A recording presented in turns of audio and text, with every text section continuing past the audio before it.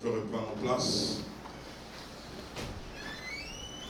Oh, que Dieu vous bénisse abondamment. Amen. Est-ce que quelqu'un a sa Bible? Vous connaissez notre exercice? Quelqu'un a sa Bible? Si tu remarques que ton voisin n'a pas de Bible, tu lui dis quoi? Vends tes chaussures et achète la Bible. Parce que la Bible vaut mieux que ce que tu peux avoir. Amen. Hein?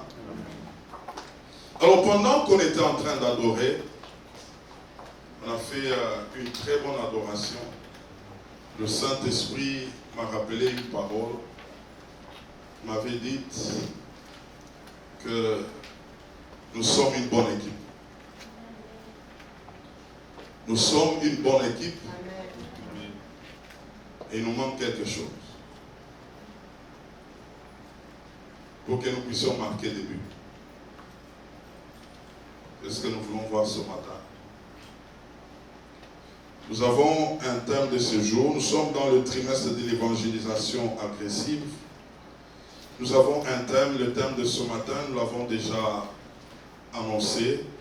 Quelqu'un peut m'aider? Il s'agit de quel thème? Quelqu'un peut m'aider? Mener une vie qui favorise le progrès de l'évangile. Mener une vie qui favorise le progrès de l'évangile. Amen. Nous voulons lire notre premier passage. C'est notre passage de notre quinquennat, de notre thème. C'est Philippiens chapitre 1er et le verset 12. Est-ce qu'on peut honorer cette parole? Philippiens chapitre 1er et le verset 12. Trouvons la parole, trouvons la parole, trouvons la parole. Je vais faire la lecture. Philippiens 1er et le verset 12. Je veux que vous sachiez, frères, que ce qui m'est arrivé a plutôt contribué au progrès de l'évangile. Amen. Amen. On peut reprendre nos places. Merci beaucoup. Nous prenons un autre passage. Nous sommes dans Matthieu 5, du verset 14 au verset 16. Matthieu combien? Matthieu 5, du verset 14 au verset 16. Nous lisons. Vous êtes la lumière du monde. Une ville située sur une montagne ne peut être cachée. Et on n'allume pas une lampe pour la mettre sous le boisseau, mais on la met sur le chandelier et elle éclaire tous ceux qui sont dans la maison. Que votre lumière luise ainsi devant les hommes afin qu'ils voient vos bonnes œuvres et qu'ils glorifient votre Père qui est dans les cieux. Amen. Et nous terminons avec Jean chapitre 5, le verset 35. Jean chapitre 5, le verset combien? Le verset 35. Jean était la lampe qui brûle. Il s'agit de Jean-Baptiste. Ce n'est pas Jean l'apôtre. Jean était la lampe qui brûle et qui luit. Et vous avez voulu vous réjouir une heure à sa lumière. Amen. Amen. Amen. Que Dieu vous bénisse. Amen. Est-ce que tu peux dire à ton voisin, sois attentif ce matin? Ah, tu le regardes avec conviction, tu lui dis, sois attentif ce matin. Oh, gloire au Seigneur.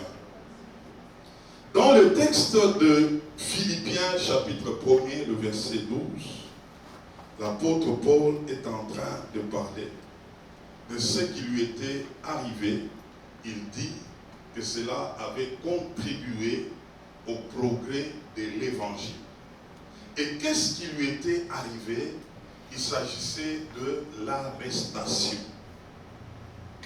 On l'avait arrêté. Quelqu'un arrêté, mais il proclame en disant, cette affaire-là, lorsqu'elle est venue dans sa vie, elle a contribué au progrès de l'évangile. C'est que Paul n'avait plus d'autre vie, sinon une vie attachée à Christ.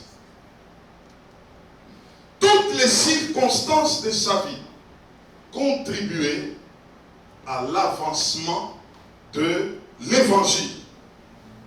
C'est pourquoi dans Philippiens chapitre 4, le verset 13, il pouvait dire, j'ai puis tout par celui qui me fortifie. Et c'est qui les fortifie? Ce Christ. Paul pouvait dire aux Corinthiens, soyez mes imitateurs comme je le suis de Christ. Et donc la vie de Paul était un reflet de Christ. Paul était devenu la manifestation de Christ. Selon Romains chapitre 8, le verset 19, où on nous dit, le monde attend ardemment la manifestation des fils de Dieu. Et Paul, à son époque, il était déjà un reflet de la manifestation de Christ. Et donc c'est comme Jésus-Christ un jour, il parlait tellement du Père, Philippe lui a posé la question de savoir, mais montre-nous le Père et cela nous suffit. Mais Jésus pouvait dire à Philippe, mais Philippe, je suis avec vous tous les jours. Celui qui m'a vu a vu le Père. C'est que Jésus était le reflet du Père, comme Paul était le reflet de Christ. Alléluia. Amen. Alléluia. Amen. Et dans Matthieu chapitre 5, que nous venons de lire, on nous dit que vous êtes la lumière du monde. Une ville située sur une montagne ne peut être cachée. Elle ne peut que éclairer tous ceux qui sont tout autour. J'aimerais te dire ce matin que la volonté de Dieu est que tu sois quelqu'un qui brûle et quelqu'un qui brille. Combien de choses? Que tu fasses quoi? Tu brûles et que tu brilles. Demande un peu à ton voisin, est-ce que tu brûles? Est-ce que tu brilles? Pour brûler, il faut d'abord au préalable être allumé.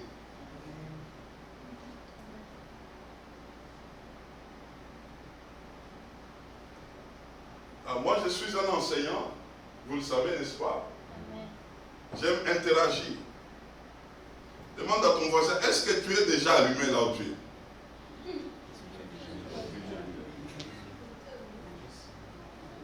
Et si tu es allumé, combien de gens profitent de ta lumière? Ah, c'est encore une question.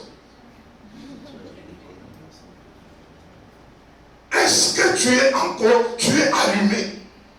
Et si tu es allumé, combien de gens profitent de ta lumière? On parle de Jean-Baptiste, on nous dit, Jean-Baptiste à son époque, il était cette lumière qui éclairait. Et à son époque, il y a des gens qui voulaient aller vers cette lumière afin de jouir de cette lumière. C'est pourquoi un tel homme, Jean-Baptiste, il pouvait être au désert.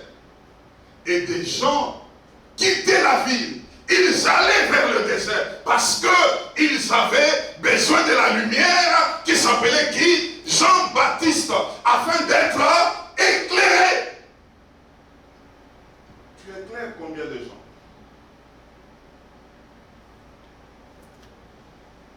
Est-ce que tu es d'abord allumé pour éclairer? Combien de gens profitent de ta lumière?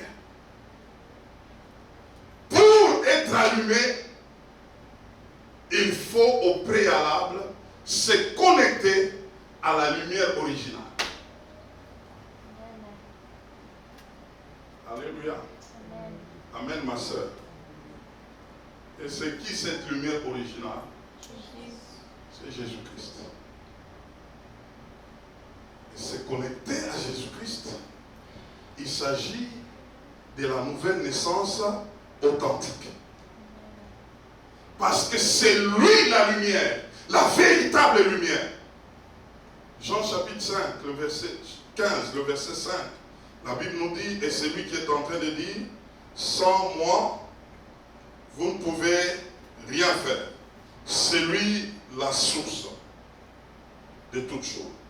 Vous savez, il y avait un mystère au temps où Dieu s'approchait de son peuple par le tabernacle. Il avait demandé à Moïse de construire un tabernacle. Et il fallait le faire selon le modèle de Dieu. Et lorsque Moïse avait terminé de construire le tabernacle, il y avait un lieu où il fallait donner des sacrifices.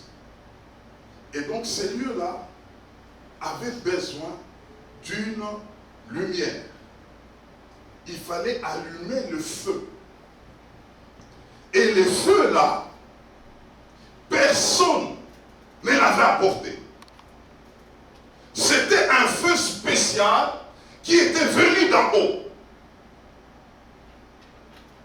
Vous savez, le feu qui était dans le tabernacle, c'est Dieu lui-même qui l'avait apporté. Et lorsqu'Israël devrait marcher, Israël devrait conserver le feu-là. À un certain moment, il y avait une famille dont les enfants, pendant qu'ils avançaient, il y avait un problème, il fallait rallumer le feu. Et ils ont pris un feu étranger pour amener dans le tabernacle. Et tous deux étaient morts directement. Et la raison était que ils ont apporté un feu étranger. Parce que le feu de départ devait rester conservé. C'était le feu que Dieu lui-même avait apporté. J'aimerais te dire ce matin, la vie chrétienne commence avec Jésus-Christ. En dehors de Jésus, tout ce qu'on peut faire, même au nom de Dieu, ne sera jamais approuvé. C'est pourquoi, dans Jean chapitre 1er, le verset 4, parlant de Jésus, on nous dit, c'est lui qui était la vie. Et cette vie était la lumière des hommes. Et le verset 7, Jean était venu pour rendre témoignage à la lumière. Et cette lumière était qui? Jésus-Christ. Versets 12 et 13. Cette lumière est venue dans le monde, et le monde ne l'a pas reçue. Mais tout celui qui pouvait recevoir cette lumière, il devait devenir enfant de Dieu. Et cette personne ne devrait pas naître des hommes, ni de la volonté des hommes, mais de Dieu. Tout ce que nous pouvons faire, nous devons le faire en partant de Dieu lui-même. Et ici, nous parlons de Jésus-Christ. Vous savez, mes frères, nous étions tous dans le ténèbre, mais par la grâce de Dieu, il est venu pour nous apporté la lumière. Amen. Et cette lumière qui nous a apporté, nous devons la conserver et nous-mêmes, nous devons briller par cette lumière. Que tu brûles et que tu brilles. Et donc nous avons la responsabilité de conserver d'abord la lumière. Alors ce matin, nous avons une grande question. Parce que là, je ne suis pas encore entré dans mon message. Je vous présente les décors. Quelle est la grande question de ce matin? Comment brûler et briller? Comment brûler et briller? Jean était cette lumière qui brûlait et qui brillait. C'est pourquoi il y a de ceux-là qui avaient besoin de s'approcher de lui afin d'être éclairés de cette lumière-là. Et c'est ça la volonté de Dieu pour toi et moi. Un jour, tu as été allumé. Et donc, Dieu veut que tu puisses continuer à brûler et à briller. Alors, je vais vous proposer une étape qui va nous aider à comprendre comment brûler et briller. Aujourd'hui, j'ai seulement un seul point, mais j'ai compris que j'ai vraiment besoin de vous. Dis à ton voisin, le peuple a besoin de toi.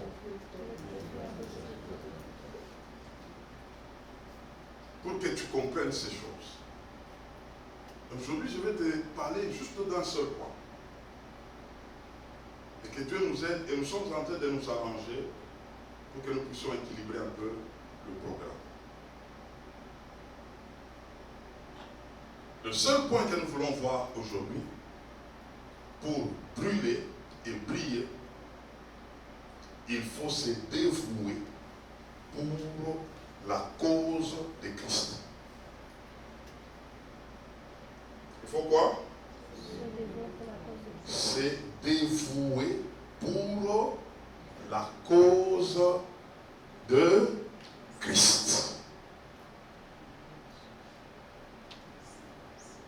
Demande un peu à ton voisin, est-ce que tu es dévoué pour la cause de Christ?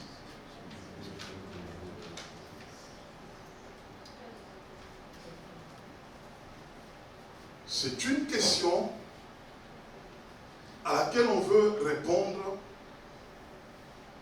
et d'une manière profonde ce matin. Être dévoué.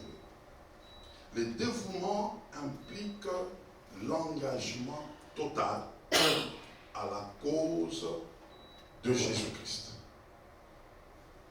Le dévouement implique l'engagement total, ça c'est la première des choses, à la cause de Christ. C'est que c'est depuis ton esprit, ton âme et ton corps. Lorsque quelqu'un prend tout de lui et il les donne à Christ, il le remet à la cause de Christ. Et c'est une dimension qui n'est pas donnée à tout le monde. Parce qu'en réalité, nous venons auprès du Seigneur, il y a des ceux-là qui l'ont déjà donné autant de pourcents. Peut-être 10%, peut-être 20%,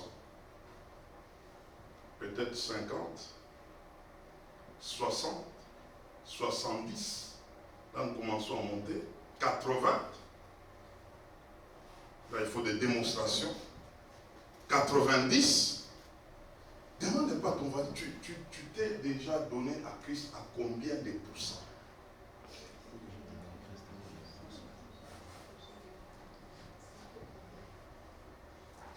personnes jusque-là, quand on touche à un domaine de sa vie, il dit non, ça c'est moi, ça il ne faut pas toucher, parlons d'autre chose, Ici, je sais que je suis avec vous, je sais que je sers le Seigneur, mais à ce domaine ici, ça c'est mon domaine privé. Vous savez, pour accéder à un dévouement à la cause de Christ, il faut comprendre l'amour de Christ pour toi. Je l'ai dit pendant les études bibliques. Vous savez pourquoi nous avons des peines aujourd'hui à servir le Seigneur? Parce que tu n'as pas encore compris comment le Seigneur t'a aimé. Qu'est-ce qu'il a payé? Qu'est-ce qu'il a fait? Et je l'ai expliqué clairement. Un homme ne peut jamais aimer Dieu par lui-même. Quelqu'un qui veut dire aujourd'hui, moi j'aime Dieu, mais sans connaître, sans avoir la révélation de l'amour de Dieu pour toi, c'est faux. On peut aimer Dieu qu'en puisant dans son amour pour toi. C'est que Dieu m'a aimé. Il s'est sacrifié. Il a payé de sa vie.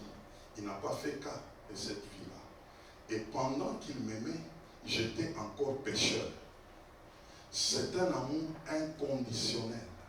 C'est un amour sacrificiel. Mais pendant qu'il faisait toutes ces choses, tu n'étais pas au courant. Et on vient t'informer que quelqu'un t'avait aimé, que quelqu'un était mort pour toi. Il a tout donné pour toi. Tu ne lui as pas autorisé de le faire. Mais il l'a fait de lui-même. Alors quand tu comprends cela, tu n'as rien à lui demander. Sinon à lui rendre cet amour-là. Et même lorsque tu le ferais, tu ne le feras jamais comme lui l'a fait. Parce que c'est lui qui avait commencé par t'aimer le premier. Et dans tout ce que tu ferais, ne peut jamais égaler à son amour. Je l'avais dit pendant les études bibliques. Si Dieu avait accepté le sacrifice d'Isaac venant d'Abraham, Jésus n'allait pas nous servir à quelque chose. Parce que Dieu aurait fait ce que l'homme avait déjà fait. C'est pourquoi il a dit à Abraham, donne les beignets, mais à moi de donner mon fils. Et jusqu'à aujourd'hui, tout ce que nous donnons à Dieu, nous le puisons dans ce que lui nous a donné. Il n'y a rien que nous puissions donner à Dieu qui soit en dehors de Dieu. Nous apprenons à aimer par l'amour qui est Dieu. Parce que c'est lui le modèle par excellence. Et dans cet amour, il y a le sacrifice. Dans cet amour, il y a la constance. Ah, que je te dise quelque chose ce matin. Dieu, en t'aimant, il n'avait pas demandé ton avis. Ça c'est fort. Ça c'est très fort. Et lorsque quelqu'un comprend cela, la première des choses, la personne se consacre à Dieu. La personne se dévoue à Dieu. La personne s'engage à se donner à Dieu. J'ai compris une chose, que l'œuvre de Dieu n'a pas d'abord besoin de beaucoup de gens, mais l'œuvre de Dieu a besoin d'abord de personnes engagées, de personnes dévouées, de personnes qui ont compris l'œuvre que Jésus-Christ a accomplie pour elles.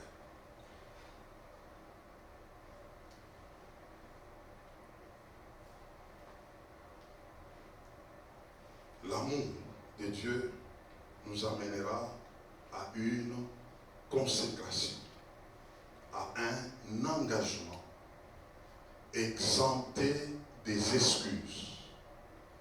Vous savez pourquoi beaucoup de gens ne sont pas prêts à répondre à l'appel de Dieu? C'est parce que jusqu'à présent, ils n'ont pas encore compris la dimension de l'amour de Dieu pour eux.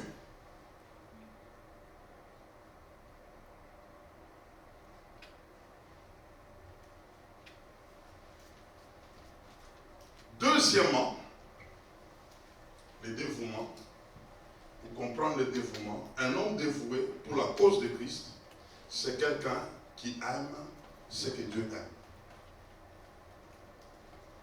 Lorsque on devient dévoué, engagé pour la cause de Christ, le premier réflexe, comme nous avons dit, nous commençons à nous donner à lui. Donner le meilleur de nous-mêmes à lui, parce que lui l'a fait, et tout ce qu'on fera, on ne le fera jamais à sa dimension, et donc on va finir par découvrir ce que Dieu aime, et nous commençons à chercher à aimer aussi ce que Dieu aime. Demande un peu à ton voisin, est-ce que tu connais ce que Dieu aime?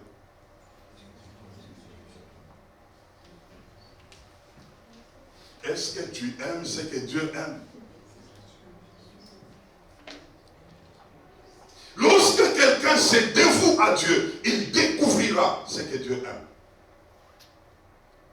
Jean chapitre 3, le verset 16. Il a dit quoi?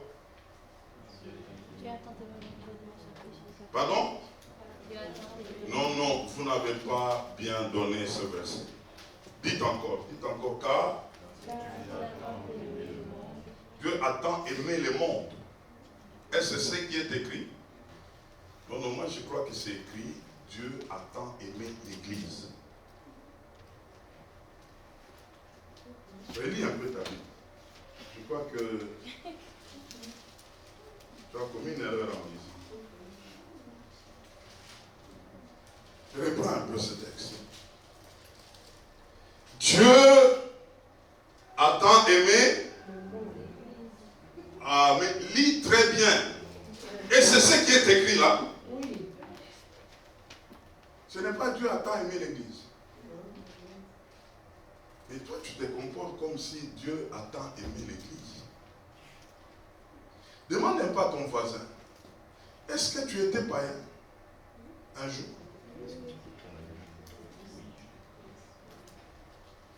Vous savez ce texte, car Dieu a tant aimé le monde. Dieu a tant aimé les païens.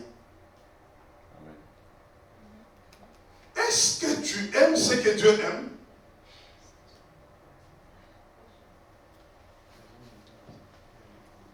Vous savez, si tu comprends ce passage, un jour je me suis arrêté. J'étais païen. C'est par là que Dieu m'avait déjà aimé. Mais je deviens enfant de Dieu. C'est comme si je commence à oublier que j'étais païen pour faire la continuité de Jean 3,16. J'ai réfléchi que si Dieu, Jésus-Christ pouvait revenir en 1989, j'allais en enfer. Parce que je me suis converti en 90. C'est parce que Dieu m'avait aimé. Et il a fait que je croise les saluts. Vous savez, une accusation qu'on pouvait porter sur Jésus, c'était que il est toujours au milieu de gens de mauvaise vie. Amen, ma soeur. Pourquoi il était toujours au milieu des gens de mauvaise vie? Il voulait les sauver. Il voulait leur apporter des saluts. Est-ce que tu aimes ce que Dieu aime?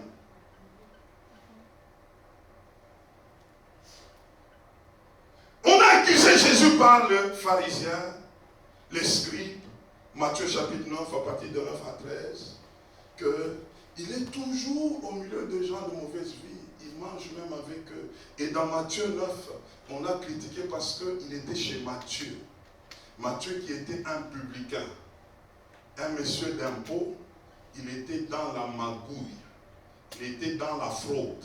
Mais Jésus était chez lui et Jésus a sorti un disciple là-bas. Et nous avons aujourd'hui le livre de Matthieu. Matthieu, c'était un publicain. C'était un homme de mauvaise vie. Jésus est allé chez lui. Et Jésus l'a amené à Dieu.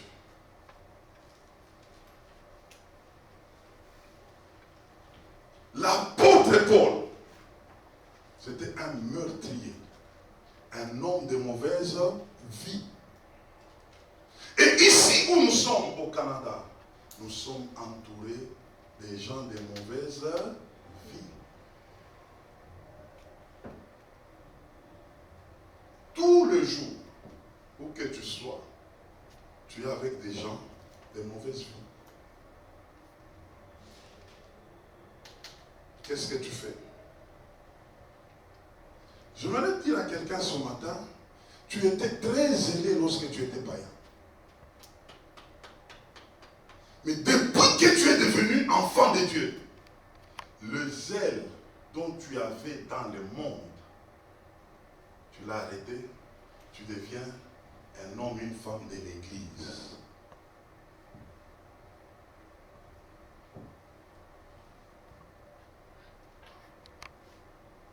Et comme tu es de l'église, ton zèle, tu l'apportes à l'église. Quand tu sors de l'église, c'est fini.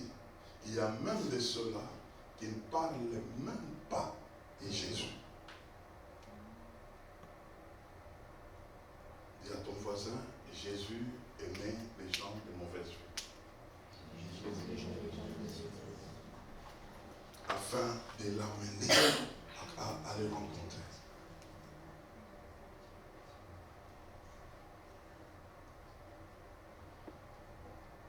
Dieu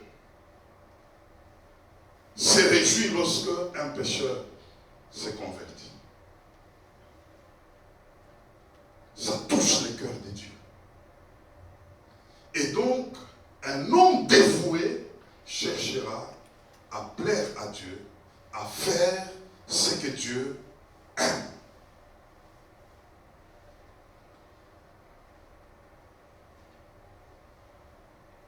J'aimerais vous dire ce matin que l'évangélisation, c'est une dimension de tout faire pour gagner quelqu'un. Amen. Hein? Alors je vais vous expliquer quelque chose. L'évangélisation, ce n'est pas différent de draguer. Tu étais dans le monde où tu draguais. Tu étais dans le monde où tu savais comment est-ce qu'on aborde une femme jusqu'à gagner son cœur. Toi, femme, tu savais comment attirer un homme pour que l'homme commence à avoir l'attention sur toi. C'est ça l'évangélisation. Regardez-moi et dites Amen. Amen. Tu es devenu comme si on t'a fait sortir du ciel, on t'a mené sur la terre. Tu étais pécheur. Tu savais convaincre quelqu'un. Tu savais comment faire pour attirer les regards de quelqu'un. Tous les ailes que tu avais dans le monde là, aujourd'hui, c'est fini. Nous commençons à te regarder et quand on te regarde, il n'y a pas de résultat.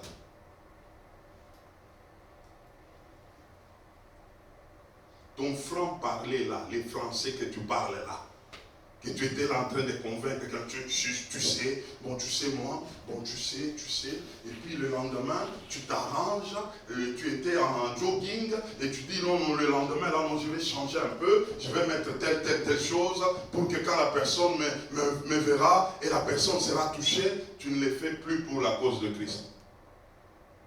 C'est ça évangéliser. Nous sommes dans les trimestres d'évangélisation, comment? Est-ce que tu agresses quelqu'un?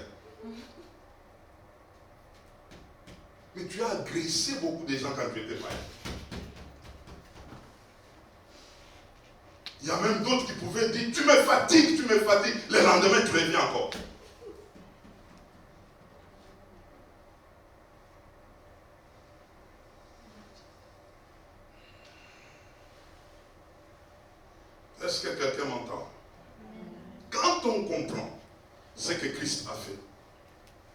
donner le meilleur de soi-même.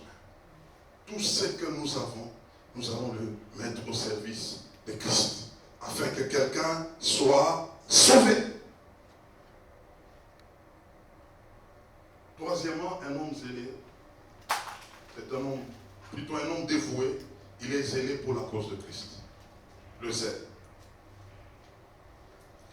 Le zèle, c'est une dimension où on n'accepte pas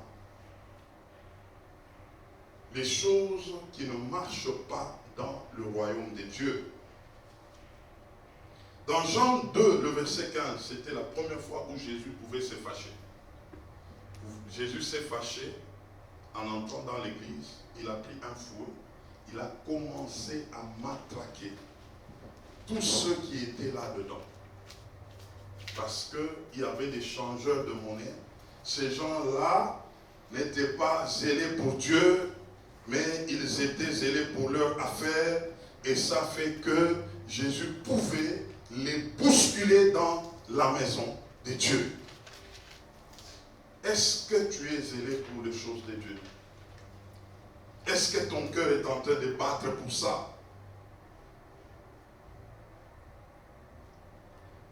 Vous savez, nous faisons beaucoup de sacrifices lorsqu'il s'agit de nous-mêmes.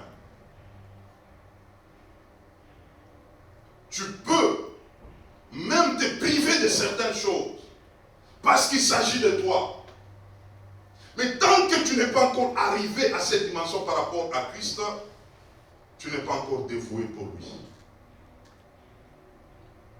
Et j'aimerais qu'on comprenne que lorsqu'on est zélé pour Dieu, Dieu fera au-delà de ce que nous lui demandons. Dieu connaît très bien tes attentes. Il connaît très bien ce qu'il te faut réellement.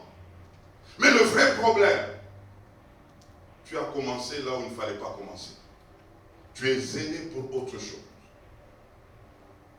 Le sacrifice n'est pas encore dans les chapitres de ta vie avec Christ. Tu aimerais faire que quand tout va bien pour toi, c'est là que tu peux faire. Mais le sens des sacrifices, ce n'est pas ton affaire.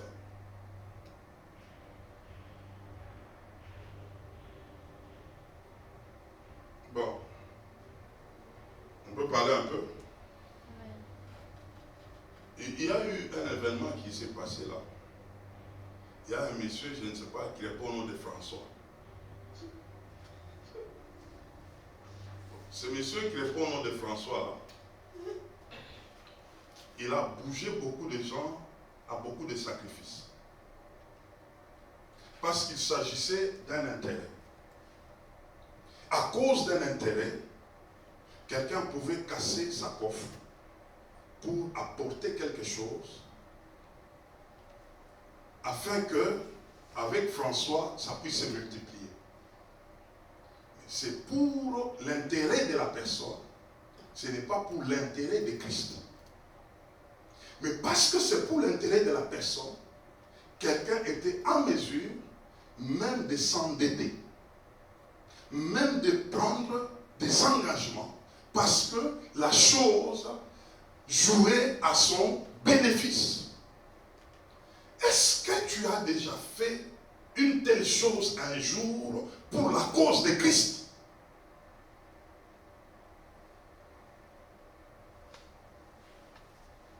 Nous sommes habitués. Quand il s'agit de Christ, il faut nous cotiser. Et quand quelqu'un veut cotiser, il veut voir d'abord qui a fait quoi, qui n'a pas fait, il a fait à quel niveau. Mais quand il s'agit de ta cause, il y a un sacrifice qui est motivé par toi-même et il t'arrive même de fois de fermer les yeux pour agir. Un jour, j'étais choqué. On m'avait dit, il existe même des cheveux qu'on vend de $400. C'est vrai ou c'est faux? Mais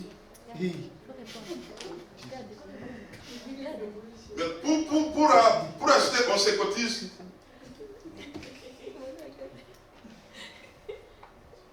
Hein, ma soeur, on se cotise là, pour acheter là.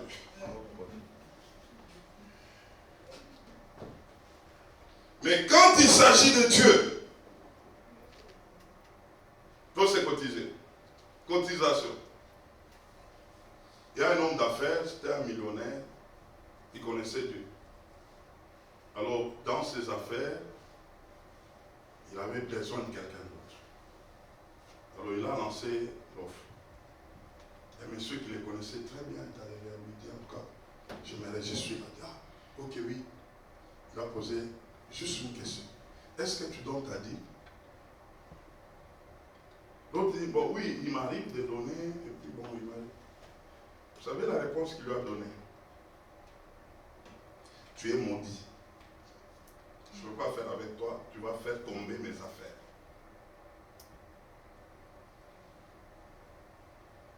C'était ça le refus. Que quand tu viendras là, tu feras tomber mes affaires.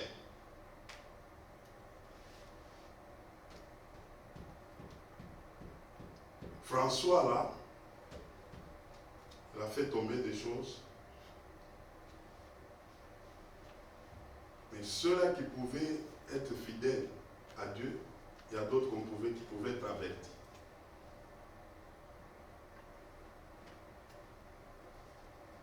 Ah, je parle à quelqu'un. Là, vous êtes devenu calme. Dis à ton voisin, non, pourquoi tu es calme comme ça? Pourquoi tu es calme? Il ne faut pas être calme comme ça. Vous commencez à me frustrer là. Vous commencez à me frustrer. Je commence à regarder là. Mais que je reste seulement à Montréal là. Donc que le peuple reste seulement à Montréal. Je vous informe que je serai ici avec vous. Amen. On va bouger le programme, on sera avec vous maintenant. Oui. On commencera avec vous le matin ici. Nous allons à Montréal le soir. On va se parler avec vous. Quatrièmement, un homme dévoué pour la cause de Christ mène une vie de plénitude du Saint-Esprit. Et ça, c'est très important. Si tu veux brûler et briller, il te faut une dimension d'une vie remplie du Saint-Esprit. Vous savez, mes frères, le Saint-Esprit fera que tu sois localisé quelque part. Fera que tu puisses briller le Saint-Esprit. Le fait seulement de chercher la plénitude du Saint-Esprit, le Saint-Esprit fera que tu sois une personne localisable. Ah, que Dieu soit loué. Que Dieu soit loué. Vous savez, nous avons beaucoup de sujets de prière. Mais si tu comprends que le vrai sujet de prière est un sujet puissant, c'est un sujet qui concerne la plénitude du Saint-Esprit. Quand tu commences à mener une vie remplie du Saint-Esprit, il y a des choses que le Seigneur commencera à faire dans ta vie. Il y a des dimensions qui vont commencer à délocaliser. J'aimerais partager 4 choses ce matin d'une vie remplie du Saint-Esprit où ça peut nous amener. Et nous sommes en train de parler de brûler et de prier. Premièrement, le Saint-Esprit fait de nous des influenceurs.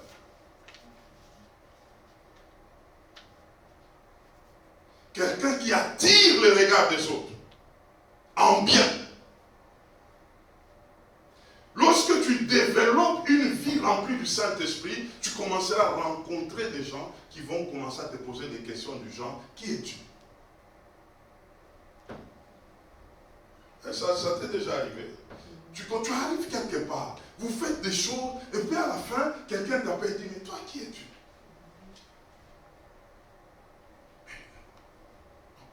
Tu donnes ton... Non, en fait, j'ai remarqué quelque chose sur toi.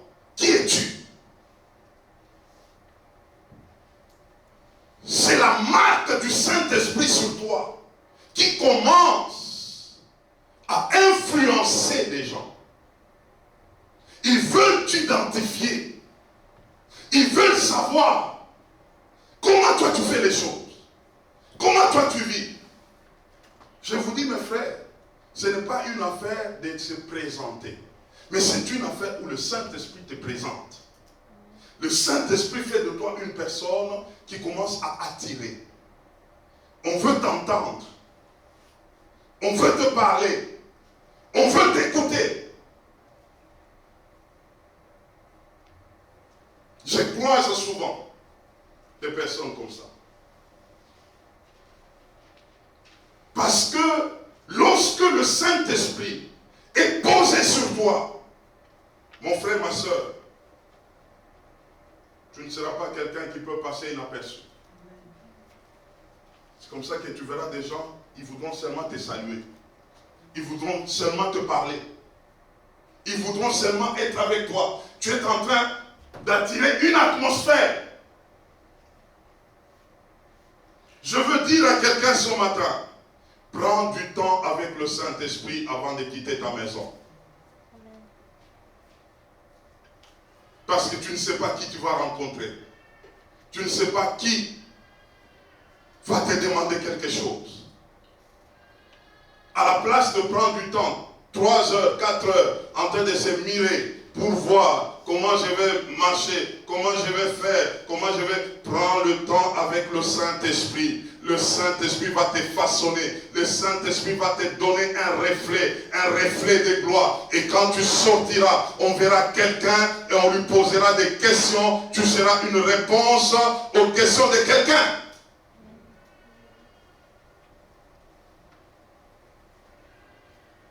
Est-ce que quelqu'un m'entend ce matin? Le Saint-Esprit, deuxièmement, nous amène à la dimension de ceux qui font la promotion de Jésus-Christ. C'est une dimension de rendre Jésus populaire. Pas un Jésus caché. Mais un Jésus qui est manifesté par toi parce que tu mènes une vie remplie du Saint-Esprit. On peut le voir par toi. Par toi, Jésus devient visible. Vous savez, mes frères, alors ici, vous me permettez, qui a déjà porté, qui a apporté quelque chose qui a un nom?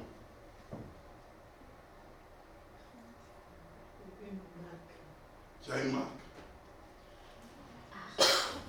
Christian, ce que tu as porté là, c'est quoi?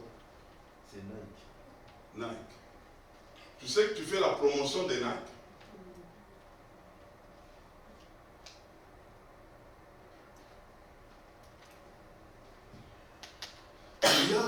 Il y a des gens comme ça. Quand ils doivent s'habiller, il faut quelque chose qui possède un nom. Je t'annonce ce matin que tu fais la promotion de cet homme-là. Cet homme-là est en train d'être connu en passant par toi. Mais en plus de cela, toi tu as même payé avec ton argent pour faire sa promotion gratuitement. Tu n'es même pas payé en retour. Mais il y a lieu de faire la promotion de Jésus-Christ. Et cette promotion-là ne sera pas gratuite. Alors, quand j'ai compris cela, je me suis dit, avec l'évangélisation agressive, je vais faire la promotion de Jésus-Christ. Sur mon auto, je mets des drapelets de Jésus-Christ. Amen. Hein? Je porte des bracelets. Bracelets de qui? Jésus-Christ. Griffe, j'ai déjà vu une maison. Là où dans cette maison-là, je vais faire un contrat avec cette maison-là. Pour faire la promotion de qui? De Jésus-Christ. Je vous annonce déjà. On a fait la promotion de beaucoup de gens comme ça gratuitement là. Et on les fait gagner de l'argent. Et puis, il y a même des gens qui connaissent des griffes. Quand ils te regardent, ils disent, ah, ça c'est quoi? C'est Yoshi. Ça c'est quoi? Louis Vuitton. Ça c'est quoi?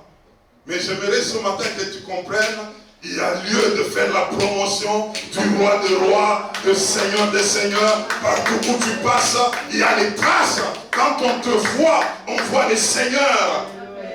Quelqu'un entre dans ta maison, il entre, il trouve une maison qui fait la promotion de Jésus-Christ. Quelqu'un qui regarde ton auto, il voit seulement sur ton auto la promotion de Jésus-Christ. Quelqu'un qui te regarde, tu es en train, tu as mis des histoires là, tu as mis des bracelets, il faut que ici, qu'il y ait une marque de Jésus-Christ. Mon frère, ma soeur, ça fait réjouir le ciel. Le ciel est content. Nous sommes dans un pays où pour annoncer Christ, c'est tout un problème. Mais il y a lieu de l'annoncer par la publicité. En venant ici, j'ai vu un monsieur, il était sur son auto, il y avait un drapelet. Ça doit être une équipe d'ici. C'est en train de flotter. J'ai identifié l'équipe. Il y a lieu de mettre un drapelet de Jésus-Christ. On identifie ton équipe. Un jour, j'ai roulé, je suis arrivé jusqu'à Walmart, je m'arrête. Puis un monsieur, un Québécois, il m'a suivi, il a arrêté aussi. Il vient vers moi. Il me dit, monsieur, j'aimerais vous parler. Je vous ai filé il y a longtemps. Partout où vous allez, j'ai voulu vous rencontrer. Je dis, comment? Il dit, non, j'ai vu derrière votre auto, il y a le signe de Jésus. Je me suis dit, ça doit être mon frère. J'étais tellement content, j'ai voulu vous rencontrer, vous saluer. Je dis, ah bon. Donc ça fait quelque chose. Ah, je dois exagérer encore. Je dois exagérer encore. Je mets un polo ici. Jésus est Seigneur. Et je commence à me promener avec. Je vais dans des endroits publics. Je passe. Jésus est Seigneur. Derrière, crois au Seigneur Jésus-Christ. Tu seras sauvé. Car il y a un enfer à éviter. Je suis en train de me promener. Je me promène seulement. J'entre à Walmart, j'entre à Costco, je me promène seulement. Je suis en train de me promener. C'est une journée d'évangélisation agressive. Je vous agresse là, calmement. Vous dirigez ici, l'enfer c'est une réalité. Jésus-Christ sort. Je suis en train de marcher. Je tourne, je passe et j'entre. Je salue quelqu'un. Quand je te salue, je commence à te parler. Oh, ça va bien. Mais là, je suis en train de bomber mon poitrine pour que tu regardes seulement sur la poitrine et que tu trouves le message. Mon frère, ma soeur, nous travaillons à cela. Non, Gatineau sera sauvé. Gatineau sera impacté. Je vous annonce déjà cela. Je vais changer mon look. En tout cas, il y a des gens qui connaissent déjà. Dès qu'ils regardent quelqu'un de nom, ça il a porté quoi? Ça c'est quoi? Tommy. Déjà tu regardes, il y a juste la couleur là, Tommy. Maintenant on va découvrir la couleur du ciel. Et Jésus c'est à peu près, ce sont des couleurs comme ça. Oui, couleur du ciel. C'est pourquoi j'aime le bleu. La couleur de Jésus. Puis vous mettez maintenant ici, Jésus-Christ est Seigneur. Crois au Seigneur Jésus-Christ. Tu seras sauvé, toi et ta famille. Et tu sors. Tu as des drapelets comme ça. Jésus-Christ est Seigneur. Je suis en train de me promener avec ça. Je me promène. Je ne sais pas si la police viendra vers moi. Je n'ai pas de problème avec quelqu'un. Moi, je suis en train. C'est ce que moi j'aime. Et ça, c'est le Saint-Esprit qui m'a communiqué. J'ai dit, ah bon? Ah, je vais un jour mettre les pleins dans mon auto. Je commence à sillonner Gatineau. Je suis en polo, je suis en pantalon, j'ai des marques, des noms de Christ, des drapelets. Je commence à me promener. Toute la journée comme ça. Ah, dis à ton voisin, il est temps d'agresser Gatineau. Il est temps d'agresser Gatineau. Il est temps d'agresser Gatineau. Il est temps d'agresser Gatineau. Troisièmement, le Saint-Esprit fait de nous des hommes exemplaires. Des hommes exemplaires qui commencent à prêcher par l'exemple. Tu deviens un message. Parce qu'en réalité, tout ce qu'on voit sur toi identifie Christ. Tu deviens toi-même un message. Que ta vie soit un évangile. Lorsqu'on te voit, on voit un message. Dieu nous a sauvés pour un but. Vous savez, les situations par lesquelles nous sommes passés avant de connaître Christ, Dieu les a utilisées comme stratégie pour attirer d'autres personnes aujourd'hui. Dieu t'enverra toujours quelque part vers quelqu'un qui aura comme un problème similaire par rapport à toi. Mais on ne discerne pas cela. Si Dieu t'a sauvé d'une situation catastrophique de ta famille par exemple, Dieu t'enverra des personnes de ce genre. Pour que quand tu parleras avec ces personnes, tu seras une solution pour ces personnes-là. Rien ne nous est arrivé au hasard. Le diable croyait nous clouer dans des situations compliquées.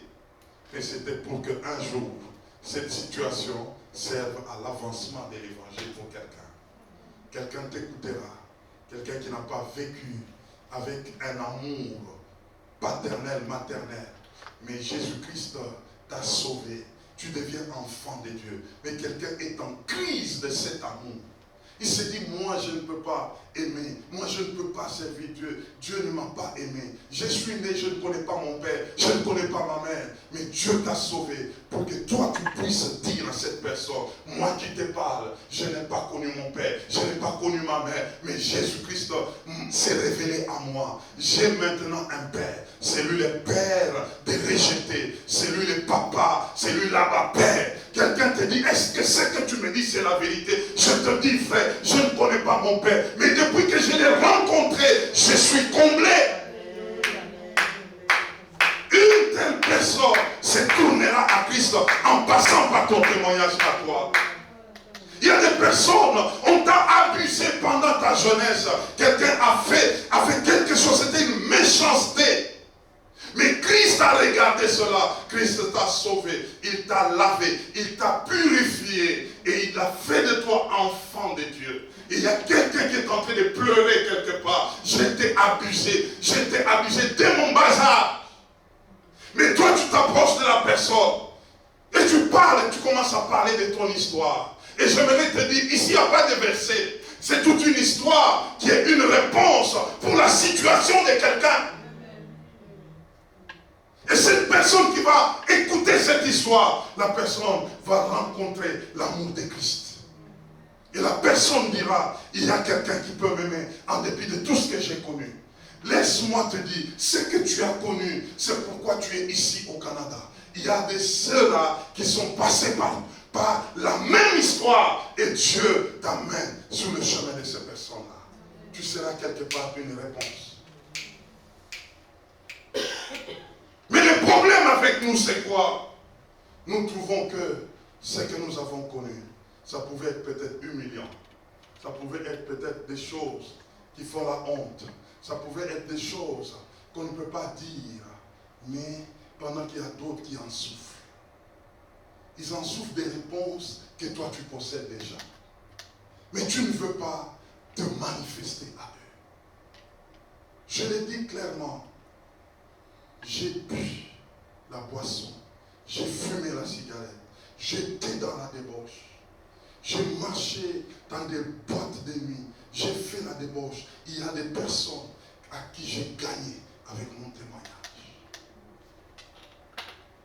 Parce que rappelle-toi toujours, il y a un endroit où tu étais et Dieu t'a tiré de là. Et il l'a fait parce qu'il savait qu'il y a d'autres encore qui sont dans les mêmes cas.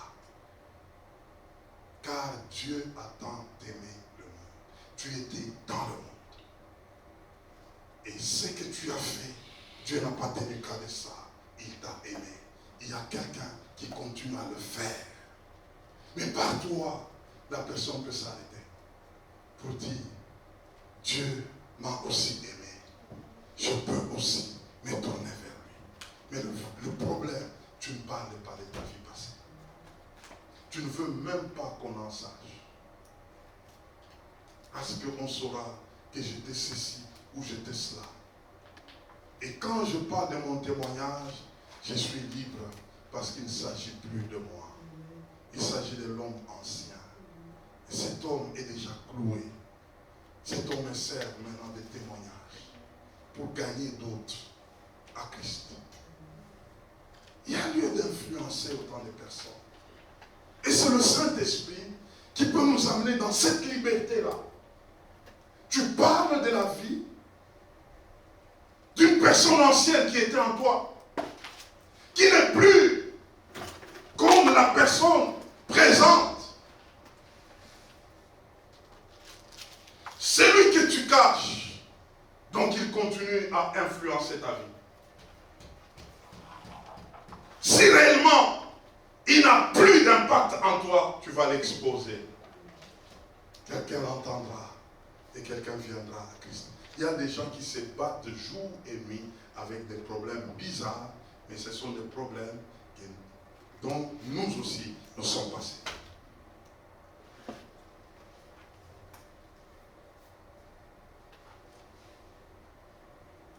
Il y a des gens qui vendent des choses pour faire la débauche. Nous sommes passés par là. Je suis un donneur du sang. J'avais déjà donné le sang pour avoir l'argent et aller boire.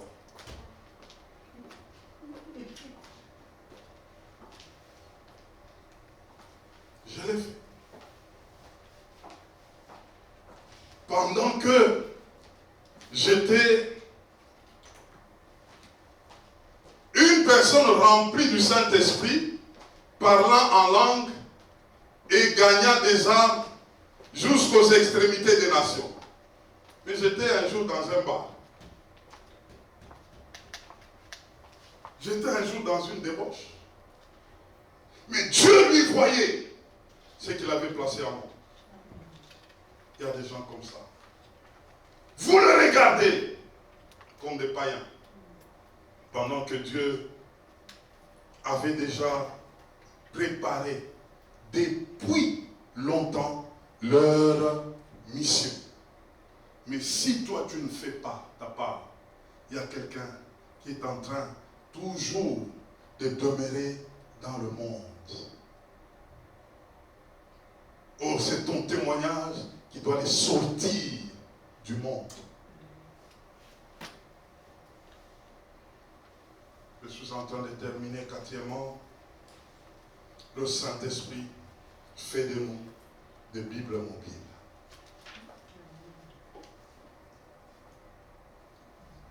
Il fait de nous Bible mobile. Il est temps, frère, même là où on refuse la parole de Dieu, mais tu peux entrer avec une parole qui est déjà dans tes entrailles. Et quand tu arrives, tu parles avec quelqu'un, tu es en train de sortir la parole de Dieu qui est au-dedans de toi. Le Saint-Esprit est capable de nous amener à ce niveau-là. Tu deviens une Bible mobile. Quand tu parles, c'est la parole de Dieu qui sort. Tu parles, quelqu'un te demande conseil. Tu lui donnes un conseil inspiré de la parole de Dieu. En réalité, tu es en train de faire parler la parole de Dieu. Et pendant que tu le fais, tu es en train de toucher la vie de quelqu'un.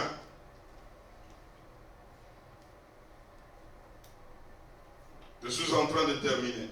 Là où tu travailles, combien de gens sont déjà impactés avec la parole de Dieu en passant par toi? Demande un peu à ton voisin.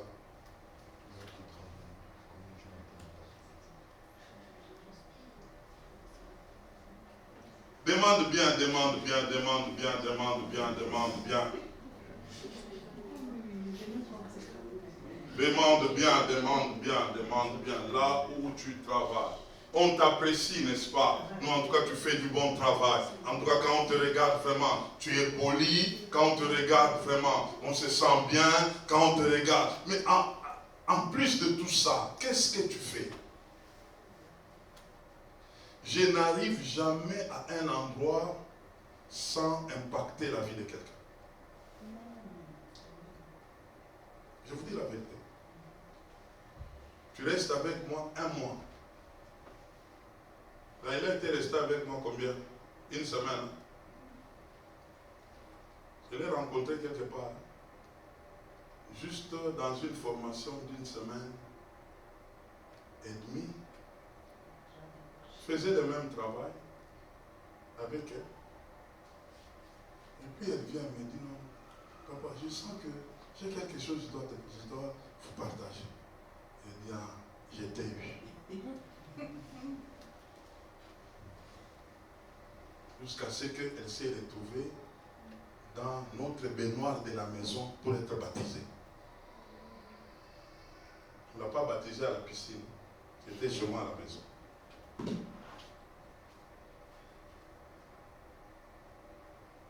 Le père, on s'est rencontrés où? Chez César. Et il y en a d'autres encore.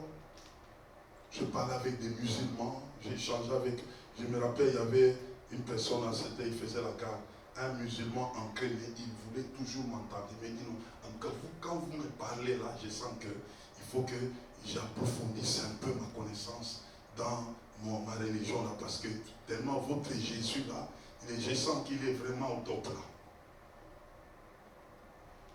Et ce frère là, s'il était resté là-bas, en tout cas, on allait voir un musulman ici.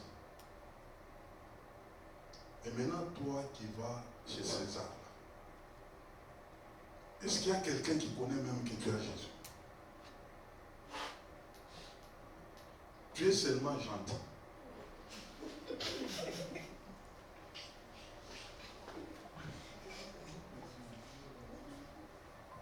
C'est tout. On remarque que vraiment tu es gentil, tu es bien présent. Oh, cette gentillesse-là, ce sont les fruits du Saint-Esprit. Il te faut une autre touche là. Soit une Bible mobile. Quand tu parles à quelqu'un, là tu es tenté de lui parler de Matthieu 5, mais tu ne donnes pas les versets là, mais ça sort de ta bouche. Tu es tenté de parler de Romains 10, 9, mais tu ne cites pas le verset, mais c'est ce qui sort de ta bouche. Tu es tenté de parler de Jean 3, 16. Il ne faut pas dire aux gens là-bas, non, tu sais, la Bible parle de Jean 3, 16. Non, non, toi parle de Jean 3, 16. Il y a quelqu'un. Et cette personne-là, elle s'est aimée. Je l'ai rencontré, cette personne-là. J'ai passé du temps avec la personne-là. J'ai compris que ma vie a changé. Ça avait bouleversé ma vie. Et je préfère passer du temps avec la personne. C'est quelle personne, en tout cas, je vais te la montrer demain. Et lui croira que non, tu peux l'amener. Tu amènes quelqu'un et dit, bon, la personne est là. Puis tu peux attirer les gens comme ça.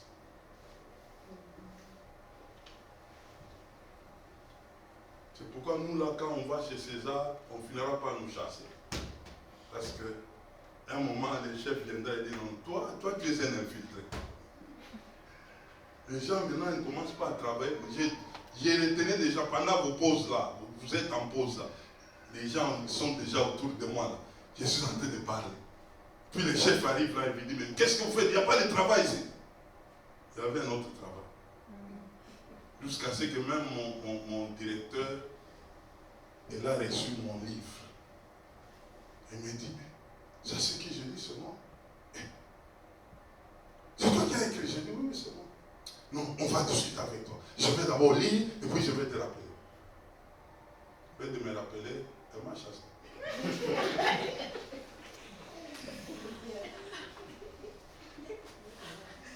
Mais au moins, elle m'a lu.